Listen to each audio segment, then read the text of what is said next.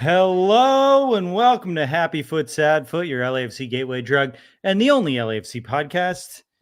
I didn't think of a thing this time. It's Wednesday night. What do you expect from me? It was a long day. I'm Travis Helwig. I'm Darren Miller. And I'm Vince LaRosa. I guess we don't normally come up with that for these, so I don't need to feel too bad, right? Yeah, but you're so good at them. I figured you just have an arsenal of them. Yeah, behind the camera, it just taped a bunch of the bad jokes that are on the wall, and I just look up to a random one. I want to start out by saying this. We just won 2-0. It sort of feels like that game didn't happen. Are we sure that a game just happened? Did you guys watch a game? I think that's a good question. Are you hearing me? We're definitely hearing you. Cool. You're doing, for those that are wondering why Darren sounds ASMR. sexier than normal, he is purposely doing ASMR. This is a bit.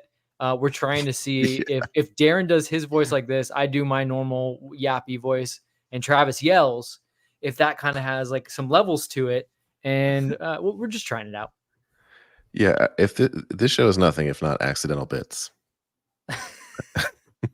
No, but the real reason is that I'm in an Airbnb that we just got to barely in time to watch the match, and my voice is waking up my children upstairs in this vacation house. So I'll be nice and quiet and relaxed for everyone. If the game didn't happen, we don't know. Yeah, I was going to say, if the game didn't happen, we don't know. Maybe it's just a nice little lullaby to get us all to sleep. Sad foot right off the top. It was a very comforting game.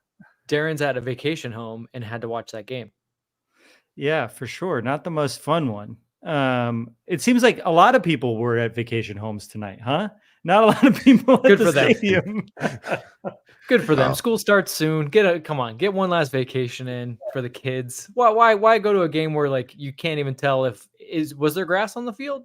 Actually, I feel bad for saying that because I like the groundskeepers guys, and I feel bad for them to have to put up with. I'm sure they didn't box. They didn't do the boxing. No, but I'm sure when they show up for the day, like to line the field and everything, they're just like, oh shit, this is not good. And like, I'm in the direct line of fire. Like people don't understand what happened here. Or they're going to blame me. I do think the obvious sad foot off the bat at the game that we won 2-0, a tournament game, we're acting as if we just got kicked out of the tournament. That Giroud wasn't on the roster. I think everyone thought it could have been his debut. And I also have another sad foot to start with, which is that Jeff Talk normally gets on the subway and then can't talk, but he's already here. And so I want to bring him on early to make sure we can get whatever incredible content Jeff Talk wants to give to us, because I know he always brings his best. So before he gets on the subway and isn't able to talk to us anymore, please welcome to the show, Jeff Talk. Any happy feet or sad feet? Who do you think is more low energy? The three of you motherfuckers or the crowd? You were there. You tell us. Yeah. Thanks for talking. Funeral. Jesus. Anyways, hey, Darren and Travis, who's been to more Airbnbs this year? Do you think you've been to more Airbnbs than you have games, the two of you guys combined? Great question. Thanks for being here, Jeff. It's so nice to always talk to you.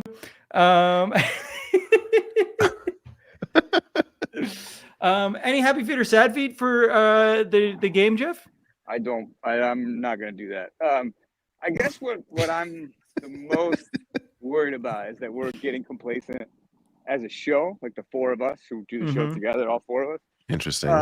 And I forgot to Venmo you the Patreon money. Way to describe the show. Honestly, man, you guys need it more than I do. You got to pay for those Airbnbs.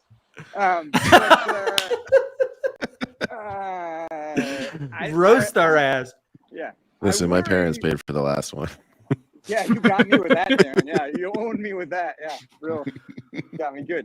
I am personally feeling a little of the fatigue of there's so many games and just beating. I guess like it's an existential question, right? Just beating Austin matter if we can't enjoy it. Do you know what I mean? Like, do you feel anything right now? Because like I kind of do, and I'm like doing a bit by yelling at you guys that you don't enough. But like, are we a team if we don't enjoy love and like feeling joy when our team scores? Wow, you know? this is hey, sound off in the chat. Which Jeff Talk do you guys prefer? Complaining about us not going to games or complaining about the game he just went to?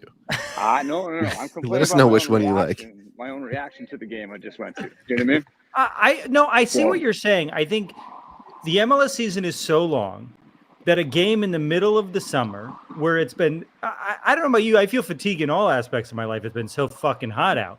A game against Austin, a team we've already played in the first round of a tournament that we only sort of understand. It's hard to build up. Look, if we lost, I feel like we'd have a lot of energy to talk about this, but winning against Austin at home to 300 people feels like something we should be doing, right? There's something that isn't I don't know. It felt forgettable as an evening. Would you guys agree with that sentiment? Absolutely. Yeah, I guess in terms of the gameplay, but I don't know.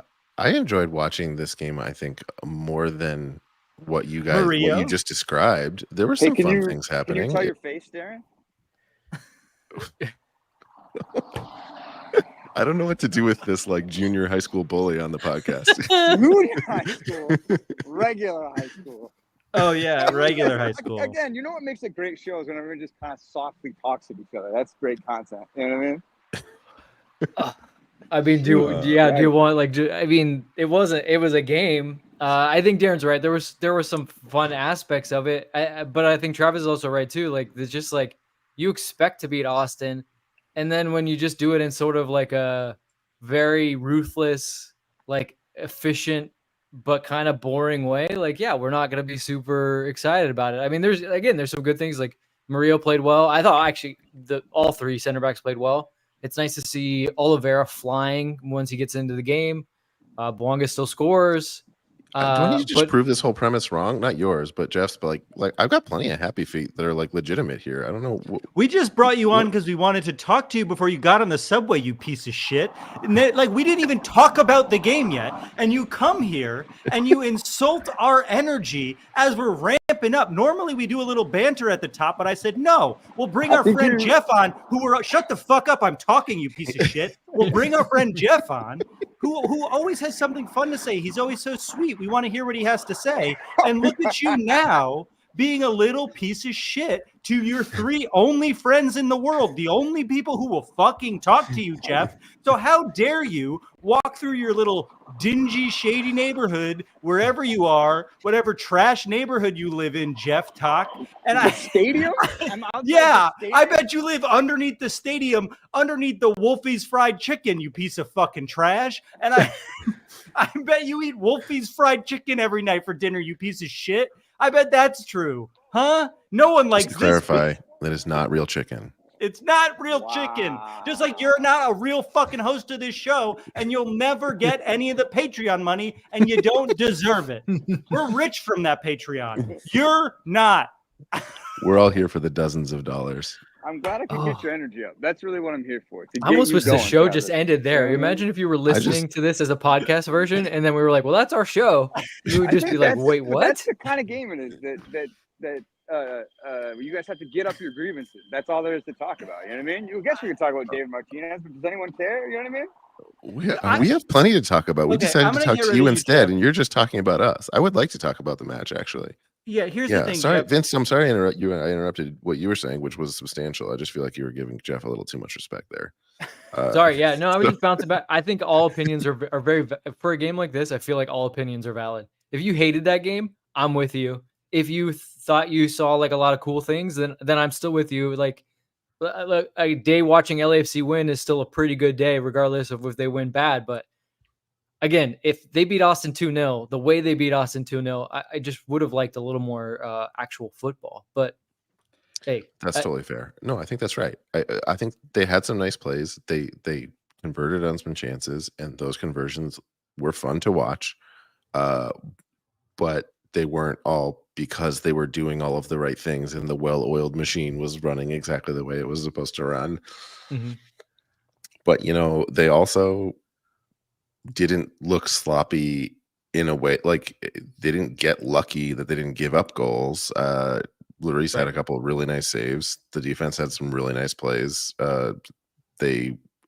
It was a little, I think we've used this term before to describe the midfield and defense, but there was some jellyfish action going on. We were a little jellyfish shaped, letting things kind of hang out. Is that a proper term? Jellyfish is an official football term. I think it should be. I would love it if it was. And you bring up a good point. I mean, I'm not being fair totally, because I think some of this was tactical and some of it was out of necessity. When you set up the team this way, I think what Steve's thinking is, look, I don't have all the midfielders I want. O'Brien's there, but I don't think he's ready to play, whether it's through fitness or not knowing the system completely or both. And so you say, look, I've got 3 really good center backs that can all kind of jump into the play and defend. And then I've got guys that can fly in transition. So why not do that and kind of mask what I'm missing? And then also, Austin beat 2 good Liga MX teams by being opportunistic and scoring on the counterattack. And Steve was basically like, well, could you break us down? And I think what he thought was, maybe they are going to have a lot of the ball, but the amount of players that they're going to have to throw forward in order to possibly break us down is going to give such a big advantage to players like Bouanga, players like Bogusz. And he's confident in his team defensively. And to Darren's point, like, they were on about the same XG with more than double shots. So that means all the opportunities LAFC are giving up are low quality opportunities. So tactically it worked out. And then, yeah, some of it might've been just out of necessity. So I guess good game plan. And in terms of like man management, we got to give them some credit. I feel like it's starting to become a trend now, which I love, of earlier subs, which I feel like we've been kind of, not that we're putting a whole huge sense of urgency behind it, but the whole season I feel like we've been like, it would have been nice to see some earlier subs. And now there's like rotation happening within the game way more than there used to be, I think, consistently. I think there's also like a real dynamism to the team that we're seeing in the middle of the season that we didn't fully know at the beginning of the season, as we we were bad to start, but then we figured out that we were good in possession and we held possession and controlled the game. And then in a couple of these games in the middle of the season, we've had to allow the other team to take control of the game and absorb them, which is kind of how we played last year, which wasn't always the most fun to watch. And so these games where we choose to do that feel a little off kilter because we're used to our team being more put together than what we saw tonight. That said, I didn't ever feel like we weren't in control, even when we didn't have possession. It just was maybe not the most engaging football you could watch. Yeah, it was definitely sloppy at times. Like the little interchanges where like you got excited because a couple passes came together and then a guy was freed up. Were like, that's what it was. Fewer and farther in between. So it's like, it's one thing to play defensive. It's just another to be kind of sloppy on the ball at times. I mean, Bogusz early in the match was a giveaway city. You have Atuesta out there, and for the whole first half, like, he didn't really touch the ball. It's like his game is not defending for that long of a period of time. Like, what's the point of having him out there if he's not going to be part of it? But you also had 3 center backs that have difficulty getting him the ball. So they've, like you said, Travis, they figured it out though. So good on them for actually growing into the game and finding ways. And Austin, at the end of the day, like, I know they kept talking about, they're like, should they take something from this? And I'm like, you played against an LAFC team that was like playing subpar, and that's all you got out of it. Yeah, you beat 2 Liga MX teams at home, but do we know how much they were putting into that game? So if I'm Austin, I'm still trying to figure out what pieces are missing, because they're missing a lot. Yeah, I didn't see the Austin team that everyone's going crazy about as a Cinderella story, as like, well, the Cinderella story is over. Giants. We smashed the glass slipper. Or maybe, if they're going to reboot Cinderella, maybe it has a darker ending.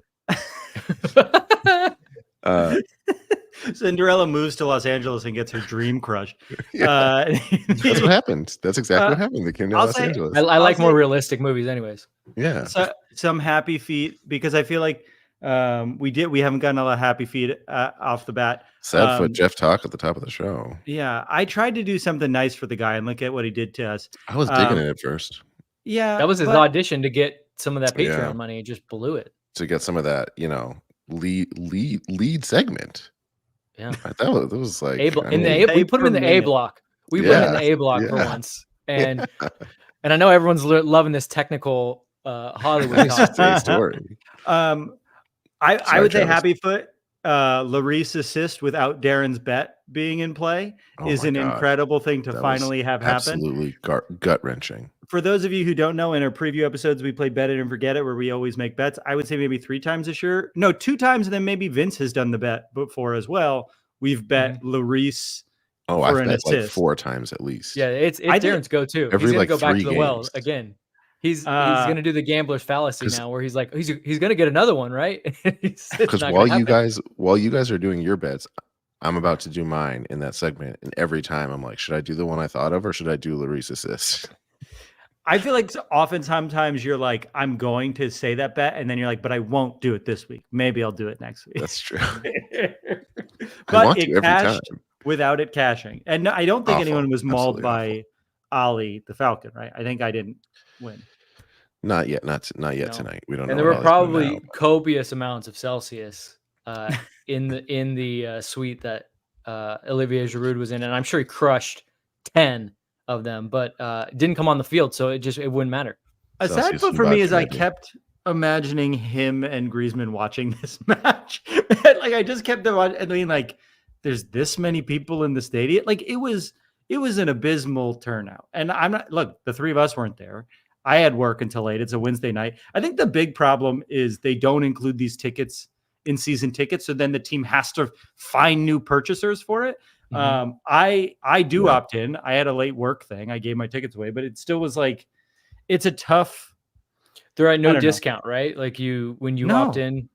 Yeah. No, they're and like if this happens for all the tournament games, they have to start offering them at discounts, I think, or they're just losing money and they look like I don't know. Part of the fun of LAFC is that the games are always fun. There should just be a season ticket package that just includes League Cup that's like a little bit more expensive.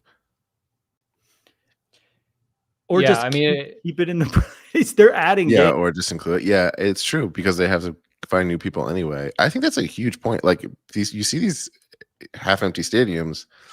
It is that people like.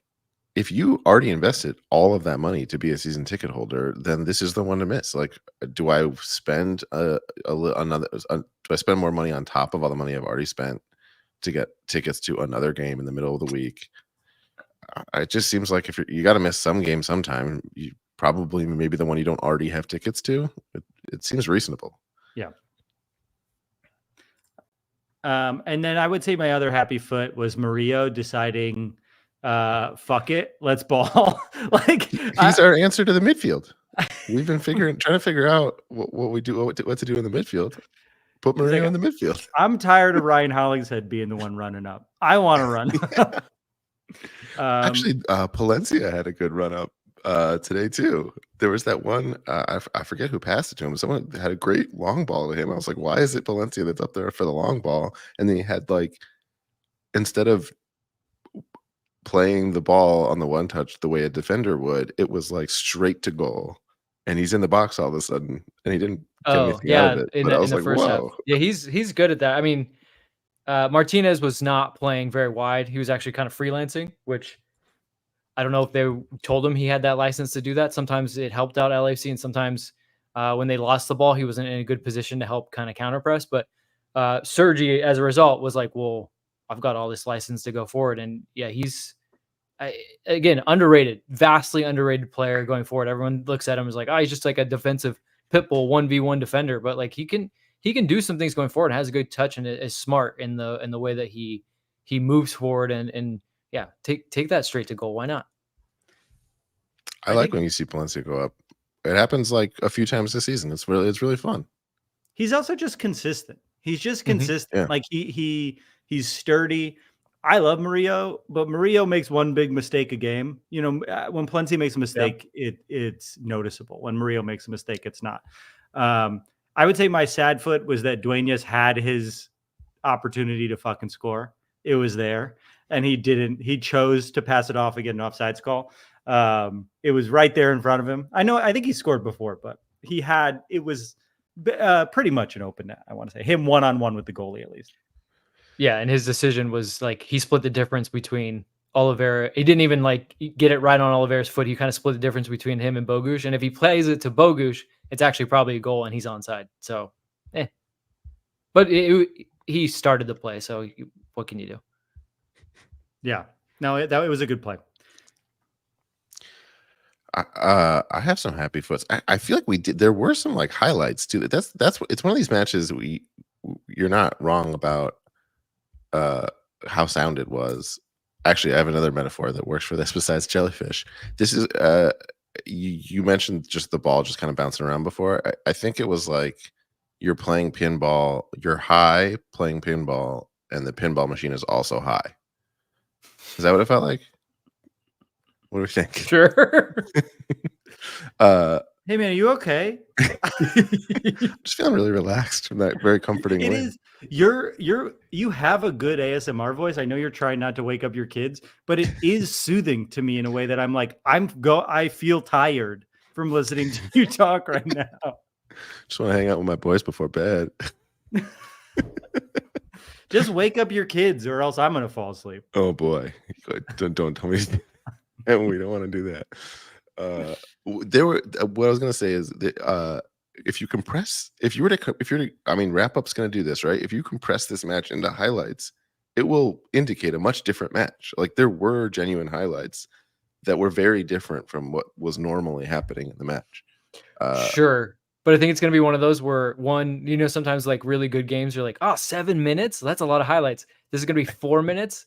Right, and everything's going to be from like 18 yards in. Cause you're like, well, how did they get to that spot? You're like, don't worry about that. Don't worry about the midfield play. Don't worry about those 70 yards between the 18-yard boxes. Nothing happened there. And who cares about that spot anyways? Here's another goal from Danny Wong. Yep, That's basically what they're going to do.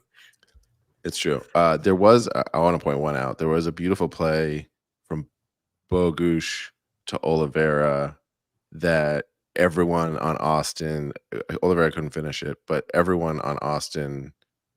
Oh wait, was this that goal? This was the goal. Olivera goal. The The Olivera goal was like a great team play. Yeah, that was when they got the counterattack back together again. We're like, we're ruthless at this. That started with Chanot to Bouanga to Bogusz, and then everyone was paying attention to Bouanga because he was dangerous enough in the game to make them respect him. Well, so everyone was paying attention to Bouanga. So pass to Olivera wide open. And then Olivera, I mean, for all the criticism that he's drawn in the beginning of his career with LAFC, beautiful finish from Olivera. I mean, that's making the highlight reel and making the game look a lot different than it was. Sure. No, that was a sharpness. That was nice. I liked the way Bogusz completely didn't know where the ball was and still somehow made the play, right? He overran the ball, ran into the defender, and then I think one touched it in a way that made it seem like it was going to Bouanga and went past Olivera. Bogusz has a way of like when he has assists or even sets up plays that result in goals, it still feels like it's his goal. Yeah. Like he's that. It's like that. It felt so much. He kind of puts his signature on the play. He's a really pretty player. It is. Yeah. It's like it's effortless sometimes with him, and it's why I think a lot of us thought we might lose him this window, or sometime this summer. And I hope that that's not the case. It seems like there's a good chance now that it's not. I mean, I don't know. What do we say that there's a good chance of something happening in the next 7 days, which means there's also a good chance of getting Griezmann, or do we say there's not a good chance of something happening, which means we keep Bogusz and also probably can't get Griezmann in time? Twellman said on his show today that he feels like the Griezmann thing is close, but I don't know if that's just him regurgitating what we said in our video and then Tom Bogert saying something a little bit more the same day. Mm-hmm. Yeah. I don't think the two are necessarily like one doesn't have to happen for the other. No, so I don't mean that. I just mean like, is a week a long enough time for a deal to come together? Well, for Bogusz, he has longer. So most windows in Europe are open until the end of August, start of September. Our window is superfluous. Yeah. So if LAFC is looking at it and thinking like, okay, well, there's a chance we get Griezmann, but there's a chance not. We'll still have to make a decision one way or another on Bogusz, because if someone comes in towards the end, but they could also say like, look, there's not enough time to negotiate and get these things right. So we're not going to get the number we want, so we're not selling. But I don't think that they're necessarily related. I think there's a very good chance if Griezmann comes, they're like, yeah, well, we've still got Bogusz too, and our team's fucking awesome now, and we've got great depth off the bench. That would be nice, huh? That'd be fun. I'm gonna say I'll vote for that. We do have callers waiting. We have as many people on the bench as we did in the stands. Sorry, speaking of depth, we have callers. Justin was first. Justin, welcome to the show. Any happy feet or sad feet? Happy feet. First of all, are you driving? Sorry. No, I am not driving. Okay, good. Just double checking. Okay, perfect. Are you in the back of a police car? No, I wish. That'd be more exciting than the game tonight. Happy foot as we drove about 4 hours to come to the game on a Wednesday. Oh my gosh. We're both teachers, so it's kind of our last hurrah before we go back to school. Sad foot was we came. We were kind of hoping that we'd see Giroud. Luckily, we did see him about 5 feet away on the sidelines, but that's neither here nor there. Are you driving 4 hours back right now? No, we're not. We're staying kind of sort of local. But then again, that means different things for you guys, so doesn't matter. Where do you live normally? We live street address, zip code. Yeah, zip code, mother's maiden name. Yeah. No, we live about far away. So we live in the Imperial County. It's the border between we're right in the corner of California, right next to Mexico and Arizona. Cool, right in that little corner. Oh, cool. Pretty much the farthest away you could get. Yeah, it's not a fun drive. It's awful. Don't tell us you're gonna become a San Diego fan. Oh no. I can't stand San Diego teams. Yeah, good man. Sad foot is you guys look like you guys could use a Celsius. So could David Martinez. David Martinez, I kind of was really excited to see him start today, and boy, oh boy, I think he's not good. Straight up. You're not supposed to look at him up close like that. I know. He looks like a really good 30-minute player when everyone's tired because he kind of fits in. But when the game's starting, he shouldn't look tired. He doesn't run. He doesn't press. He gets in the way. He doesn't really do anything that's contributing to the team today. I'm just saying, we're talking about today. No, I think we've all noticed this. I number of times now. Earlier. But Murillos was yelling at him. Right. Bogusz was yelling at him. Bouanga was yelling at him. Ilie was yelling at him. And again, as you guys can start to see a trend, a lot of the team was yelling at him, and it was really bad. Especially, he got the yellow card for apparently no reason. He shouldn't have done that. So I want to ask you guys a question, and I'll leave you guys on this question. Who do you think Dolo hates more, David Martinez or Mamadou Fall? I'll leave you guys on that. Bye, everybody. Thanks for coming. Okay. Thanks for coming. I'm happy you drove out, and I hope you have a good evening in LA. I love the fandom. Thanks for being a fan. And Justin, thank you for your service as a teacher. Mr. Vice President. I would say he hates David Martinez more because he's giving David Martinez a lot of runway, and I think he deserves it. He's a much more talented player than a lot of our younger guys.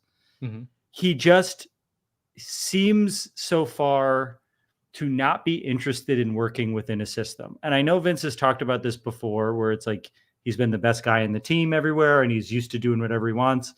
But we've seen a good amount of him at this point, and we've yet to see a game where he flows with the team. We've seen glimpses of talent for sure, but I don't think we've ever seen him fit in with everyone else. Am I being too hard on him? No, he always seems like the other guy who's like he's like the visitor at the practice, and they're like, hey, this new guy's going to join us for today. It's like a special thing that we're going to try him out. Well, you look on it on face, and I think the reason why we're laughing so much is because it does seem like a choice. Like he's just deciding that this is the way he plays versus the way LAFC plays. And so you're saying, well, at least he's a young player. He is very talented. You just have to hope that he kind of understands that in order to take that next step, he's going to have to fit in. He's going to have to get with it. He's going to have to learn to defend. He's going to have to become a complete player, which is what a lot of young players don't have. They have some kind of incredible ability in certain aspects of their game, and they're always missing something. So hopefully at some point, and sometimes it doesn't happen in the season, right? He's going to maybe look back on this season and feel like, wow, I didn't really do much this season. I didn't accomplish the things that I wanted to coming into a bigger club, coming into a big market. And you have to hope that he thinks like, okay, I gotta get with it. I have to change something. I have to change my mentality. I have to start to understand better. I have to study more, watch more tape or something like that. But yeah, right now he's very much just potential. And there's a lot of players that you can say that about that have always stayed just potential. It's those good and great players that kind of roll with it and want to add to their game. Is he that guy? Well, jury's still out, right? Well, I think I'll give him the benefit of the doubt. He's super young, new country. I want to give him the benefit of the doubt. I think he deserves it. But let's say it's this time next year and we're still talking like this, then red flags. You really start to worry about the kid. I was going to say a person that we talked about like this a little bit, but it was last year, was Matty Bogusz. And we watched Matty Bogusz at the beginning of this season, always being in the right place, but not necessarily finishing in the ways we need. And by like a month into the season, it clicked for him. But I do remember saying last year, like he has it. He's just not meshing with the team yet. And I feel like, I guess it just takes time with younger guys like the two of them. I know Martinez is younger than Bogusz, but Bogusz is still pretty young.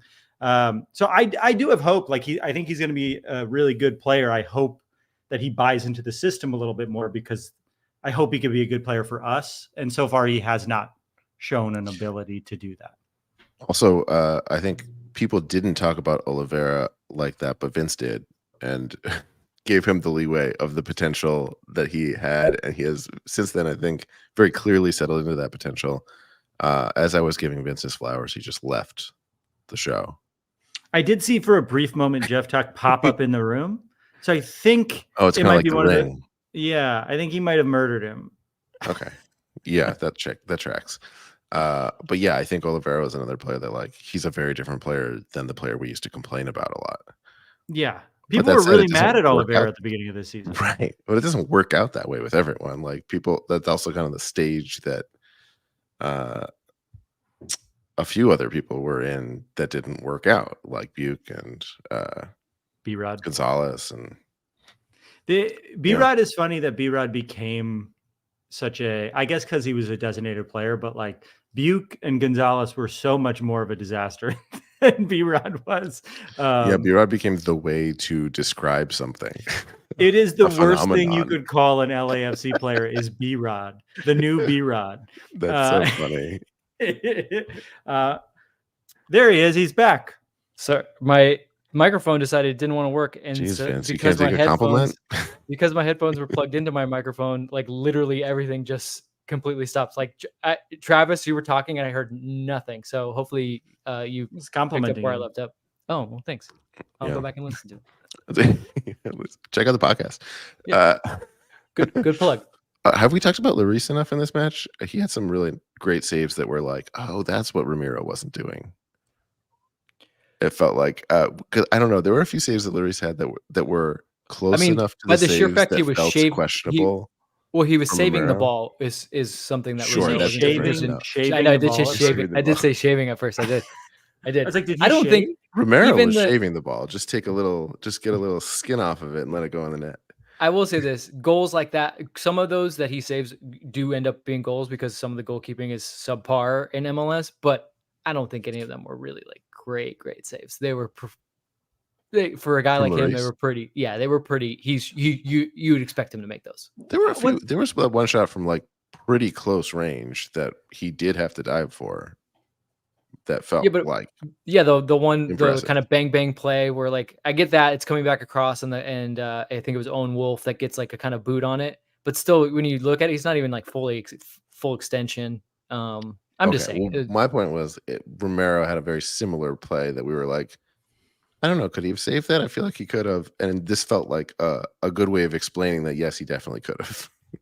Yeah, no, he reads the game better, right? So with Romero, you're like, oh, I wonder if he would even be there. What would he be thinking? Is he going to be leaning the wrong way? Whereas Lloris kind of just understand.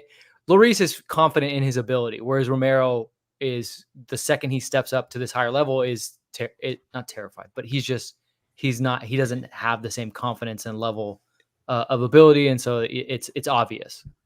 I think Lloris has been great for months now, but I still have the generational trauma of the beginning of the season where when a strong shot goes in, I'm not confident in the way that he is. Like I do think he's been exceptional for the last few months, but it's still in my heart. I'm like, he might not move today. He might not have it in him to stretch out. But I think, I need to get over that. That's my trauma, actually. I would say everyone who speaks French stepped up tonight with Giroud in the audience. All French leaning players played like they gave their all tonight. So it felt like a night where Lloris was going to dive when he needs to dive. We have another caller if we want to get some happy feet or sad feet. Andrew Luna. Welcome to the show. Welcome to the show. Any happy feet or sad feet, our friend? Once again, I love the camera angle. I have 2 happy feet and possibly a sad feet. It's not really a sad feet. Do you mean possibly like TBD? Happy feet. Happy feet. I love that we like Murillos was playing like out there, like it just felt perfect. Not super perfect because nothing's perfect, but it felt good. It felt really good. It was fun. It was a fun play. My second happy feet was Lloris. Hugo Lloris saving a bunch of goals out there, and that's what we signed him for. Like the last game that we had for the Leagues Cup, that our last goalie, I'm not too good Romero, with names, but wasn't that good, against Vancouver. But sad fee, I guess sad fee would be Martinez. Yeah, he is young. He is young, and you can't get through young people because they have a hard head. But I'm 31, sadly. But I think he needs to be well seasoned, and then he had opportunities, but I think he was a little selfish. But he was good. He was really good. I agree with everything you said, and it's always good to see you such a giant man on camera. You look like I am a small boy, and I am looking up at my father. No. It's funny because are you watching the show on the TV and your laptop is your camera facing up at you? And then me, I'm just buzzing. We're just buzzing here. We're just buzzing. I just want to chug one with you guys again. Hell yeah! I only have water. Is that okay? This is Citizen Kane vibes. It's always okay as long as you chug one. All right, Andrew. Here we go. All if right, you're watching, chug with us.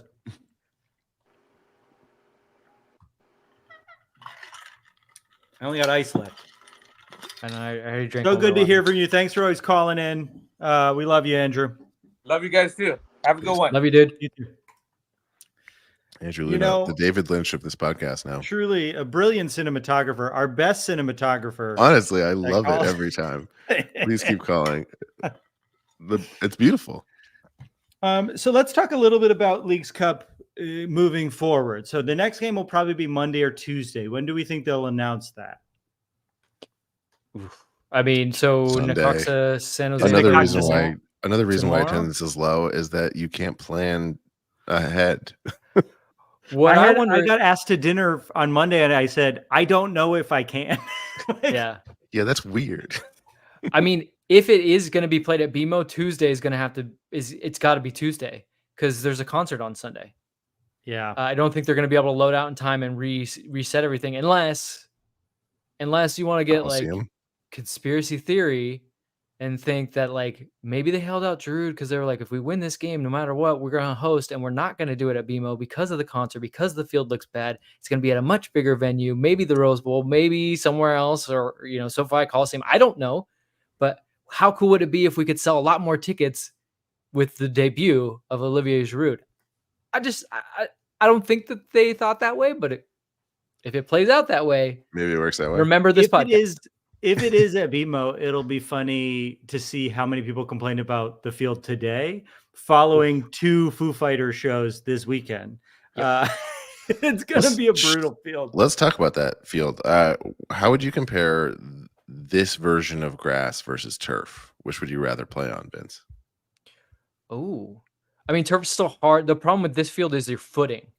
So you're, I guess, a little worried that you catch a stud and really do some damage, a non-contact injury, right? And the field just kind of popping up and tearing up. That's the real worry. I still hate turf though. Isn't that also the problem with turf?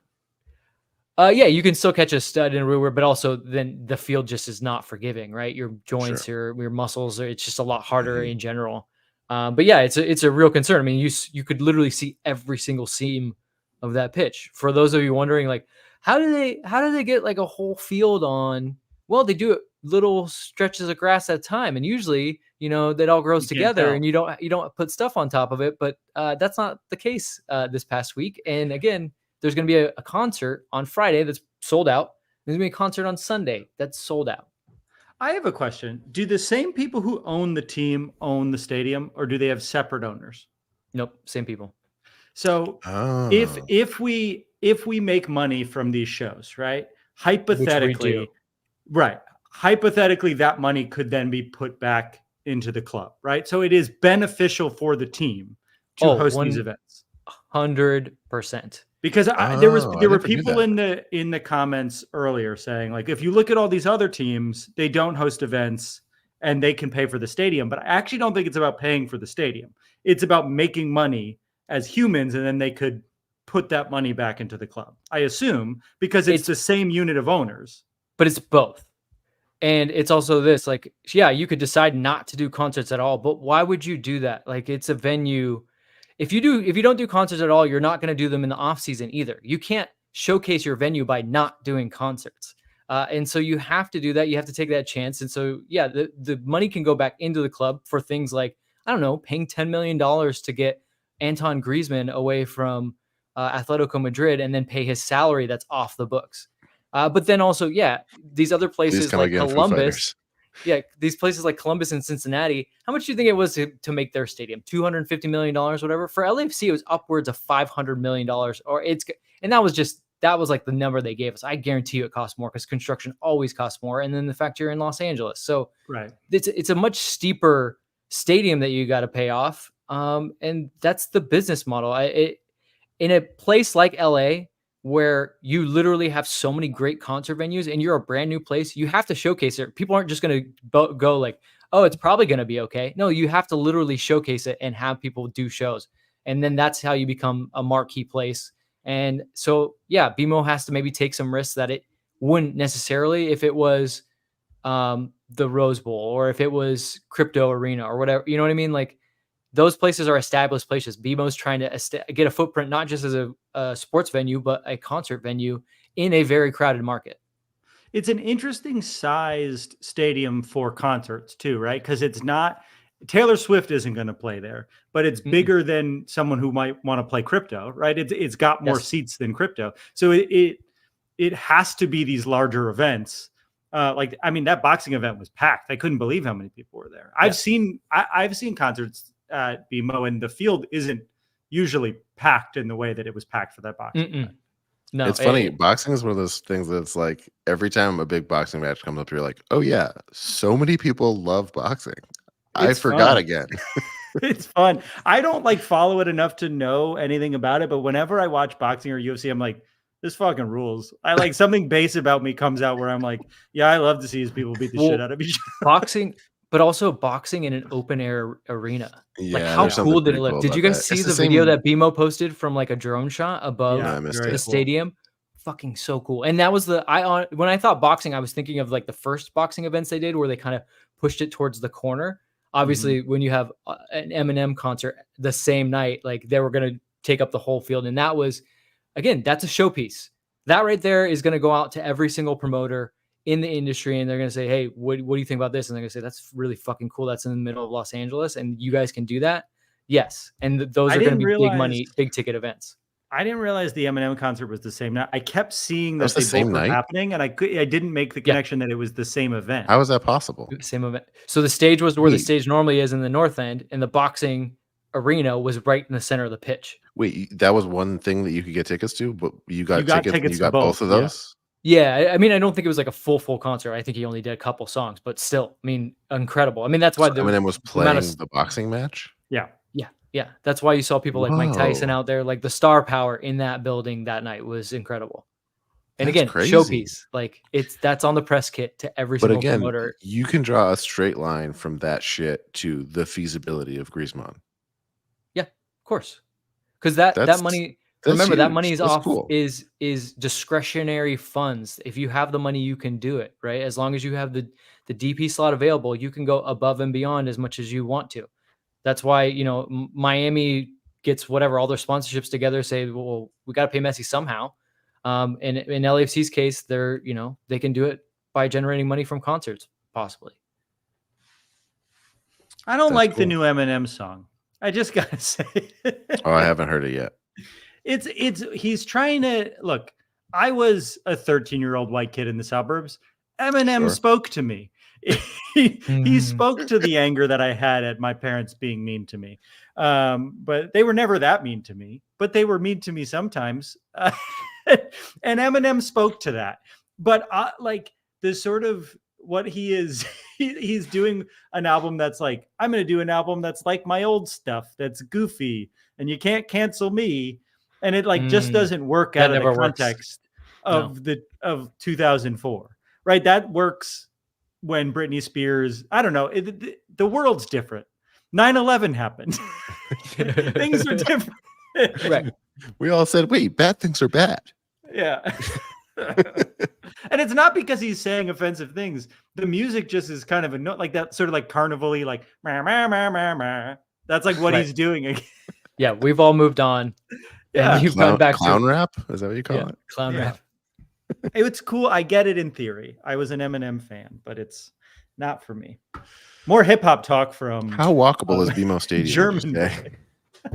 Is that where we're at in the show? What do we call this portion of the show? Yeah.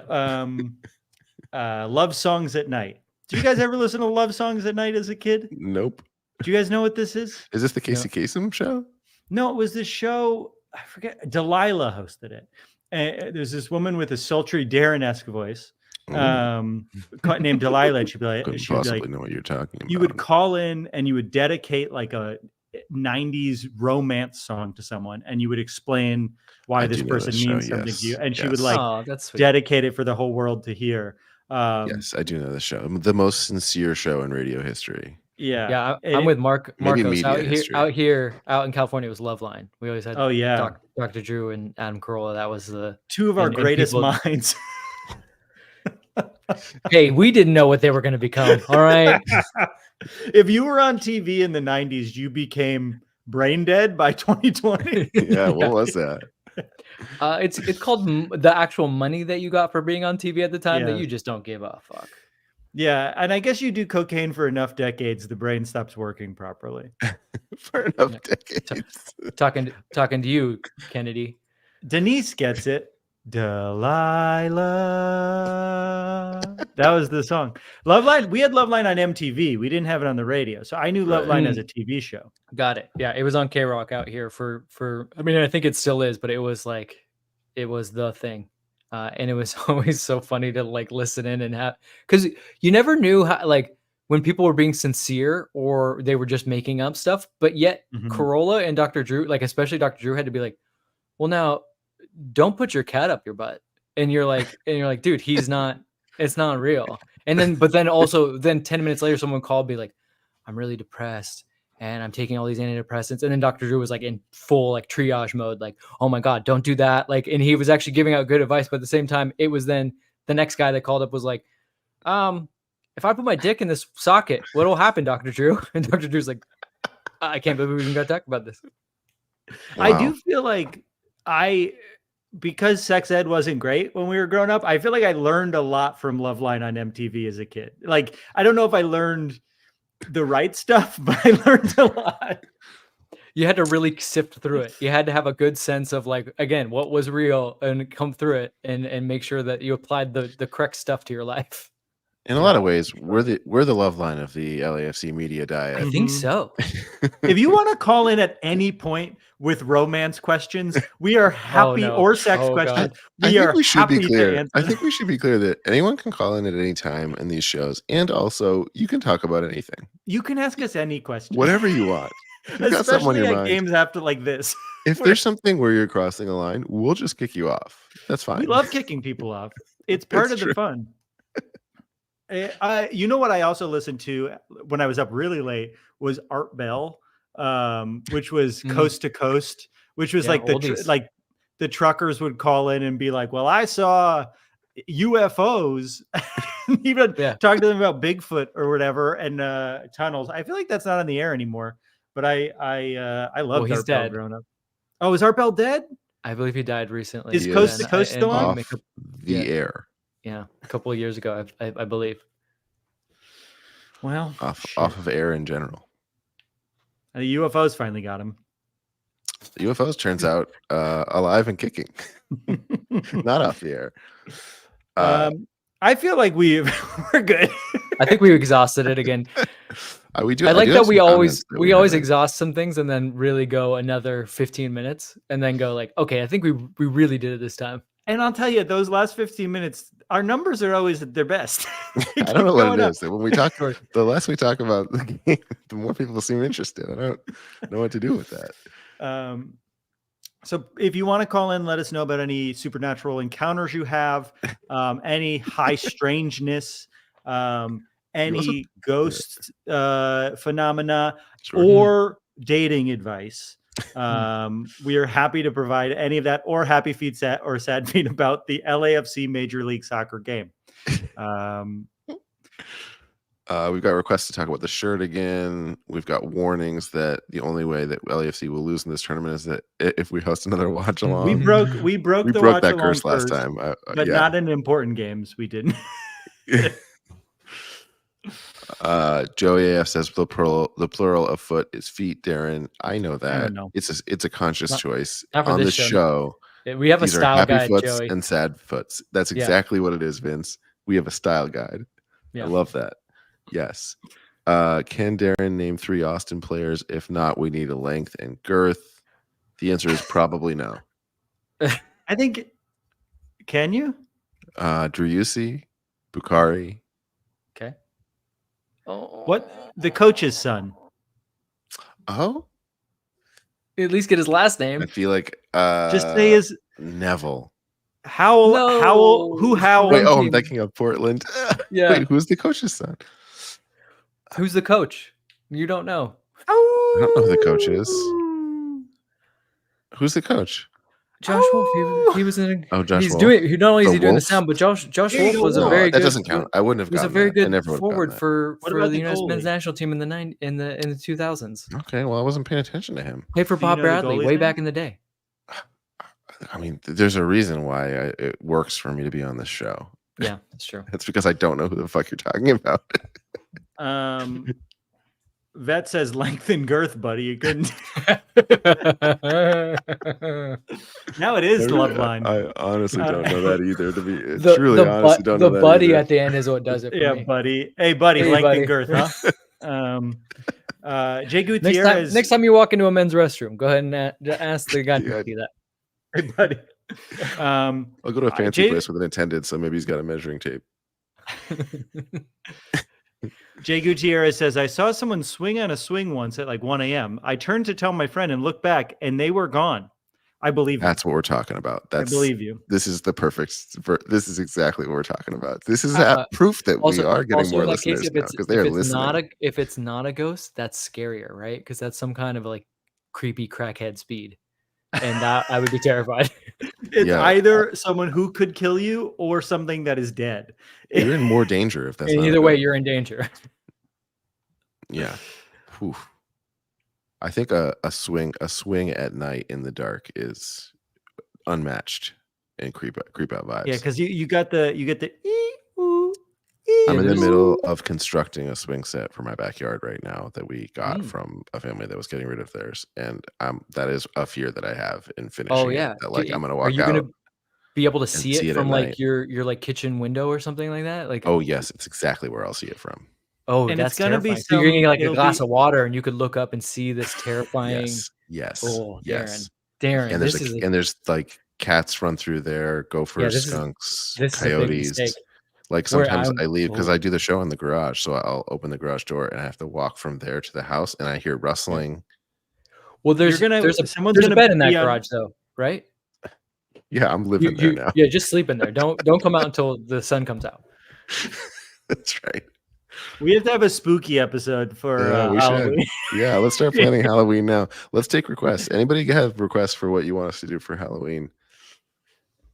Haunted house. All right. I think we're good, huh? Yeah, we were good a while ago. Great win.